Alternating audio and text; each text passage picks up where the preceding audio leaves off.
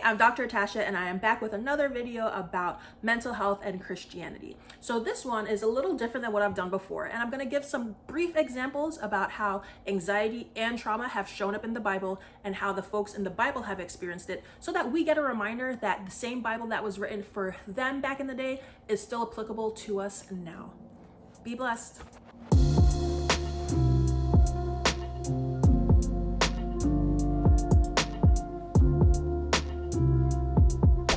So I wanted to, this is a church talk, church conference. We have to make sure we're referencing the Bible. And what I think is so great about the Bible is the living word of God. It continues to this day to continue to show us the fact that the experiences that we have today can be related to and linked back to experiences that people in the Bible have experienced and come through because God was on their side. So whether we have Jacob, the father of Joseph, when Joseph, the favorite son of Jacob, his brothers being so jealous of him, sold him into slavery, but lied to their father that he had been eaten by wild animals when he was out. Jacob experienced a trauma. He experienced the trauma of the loss of a son, or at what he had thought at that time was the murder and the killing of his son. And, I am living in Philadelphia. I'm actually right now visiting family in Aldie, Virginia, but I live in Philadelphia where the murder rates year after year increased year over year. And I think based out of Brooklyn, I don't know the specific numbers, but I can imagine it would be similar. That thinking about the fact that there are people here in this gathering, this virtual gathering, who have probably experienced the loss of a loved one in a tragic and traumatic way.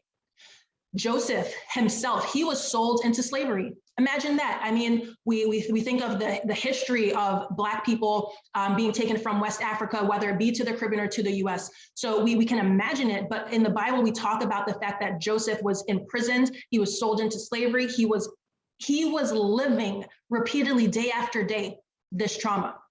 Ruth, she lost her husband. Her husband died, and then she decided to go with Naomi to leave this land that she knew to go with someone else. That could have provided a great deal of trauma, the loss of her husband alone, but then to leave the place that you know, to go to a land unknown.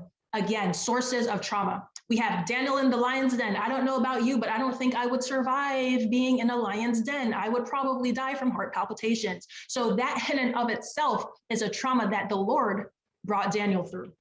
We have Shadrach, Meshach, Abednego. They were put into the fiery furnace. They were probably pretty worried about that. The trauma of having to go into a hot fire. Again, these are things that we sometimes can't even imagine, that the level of trauma that the people in the Bible who we look to, we see the ways that they depended on God. We see the ways that God was also so faithful to them.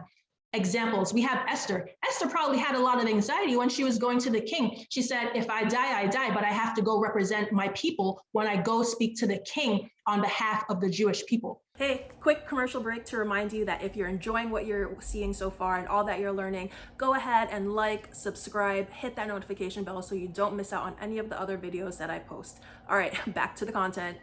So all of this, we have these examples of anxiety. We have these examples of trauma. And we have to recognize that at the end of the day, but God. And this is still the same today when we experience, and I say we because I have experienced this too myself, when we experience anxiety, when we experience trauma, we have to recognize, just in the way that God showed up for people in the Bible, he shows up every day for us today. And we have to remember that. And sometimes it can be easy for us to forget if we are not in our word, if we are not praying, if we are not worshiping. But God is there for us. And we have to recognize that, while we also seek help that God has provided for us here with people on this earth who can help us with the challenges that we experience in our lives. Hey, it's so good to see that you've made it to the end of this video. Thank you so much for watching. If you've enjoyed it, please share with someone. And I think that you're gonna like this video right here because it's gonna help you to learn more about the topic you just watched. Have a good one.